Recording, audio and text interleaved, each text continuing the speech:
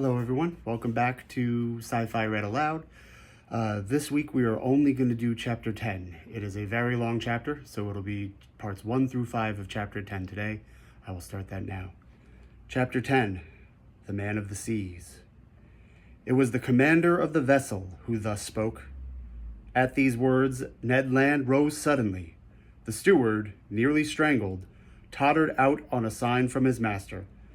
But such was the power of the commander on board that not a gesture betrayed the resentment which this man must have felt toward the Canadian.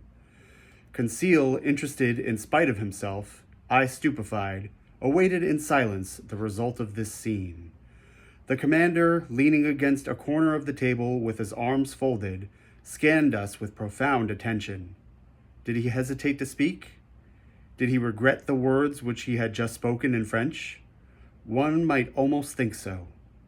After some moments of silence, which not one of us dreamed of breaking, "Gentlemen," said he, in a calm and penetrating voice, "I speak French, English, German, and Latin equally well. I could therefore have answered you at our first interview, but I wish to know you first, then to reflect.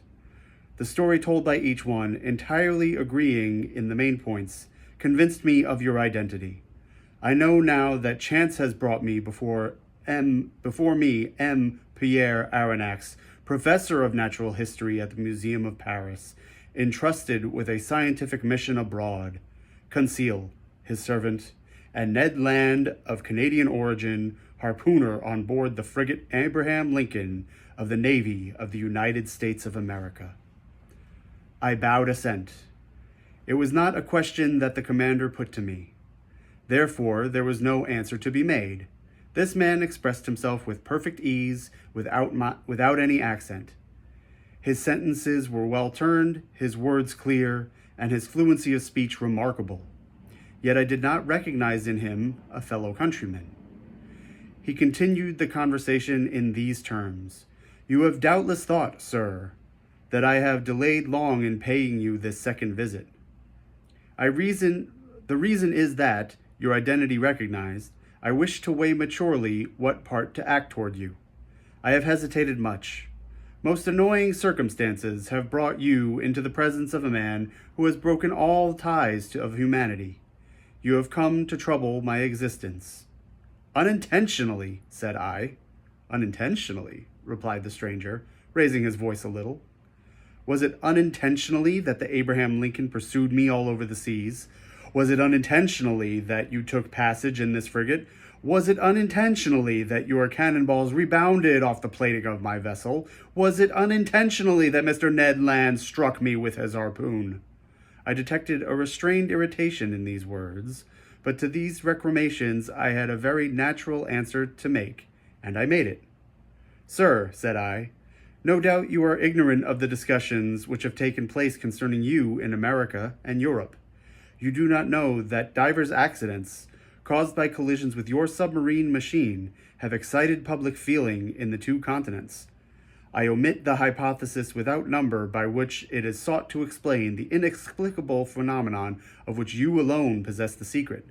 But you must understand that, in pursuing you over the high seas of the Pacific, the Abraham Lincoln believed itself to be chasing some powerful sea monster, of which it was necessary to rid the ocean at any price." A half-smile curled the lips of the commander. Then, in a calmer tone, "Monsieur Aronnax," he replied, "dare you affirm that your frigate would not as soon have pursued and cannonaded a submarine boat as a monster?" The question embarrassed me, for certainly Captain Farragut might not have hesitated. He might have thought it his duty to destroy a contrivance of this kind, as he would a gigantic narwhal. "You understand then, sir," continued the stranger, "that I have the right to treat you as enemies." I answered nothing purposefully. For what good would it be to discuss such a proposition when force could destroy the best arguments? "I have hesitated for some time," continued the commander. "Nothing obliged to me to show you hospitality. If I chose to separate myself from you, I should have no interest in seeing you again. I could place you upon the deck of this vessel, which has served you as a refuge. I could sink beneath the waters, and forget that you had ever existed. Would that not be my right? It might be the right of a savage, I answered, but not that of a civilized man. Professor, replied the commander quickly, I am not what you call a civilized man. I have done with society entirely, for reasons which I alone have the right of appreciating.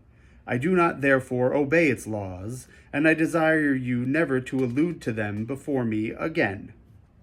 This was said plainly. A flash of anger and disdain kindled in the eyes of the unknown, and I had a glimpse of a terrible past in the life of this man. Not only had he put himself beyond the pale of human laws, but he had made himself independent of them, free in the strictest acceptation of the word, quite beyond their reach.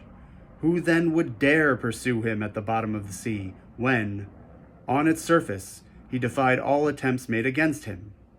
What vessel could resist the shock of his submarine monitor? What cuirass, however thick, could withstand the blows of his spur? No man could demand from him an account of his actions. God, if he believed in one, his conscience, if he had one, were the sole judges to whom he was answerable. Thank you, everybody. We'll be back tomorrow with part 2 of Chapter 10 of 20,000 Leagues Under the Sea.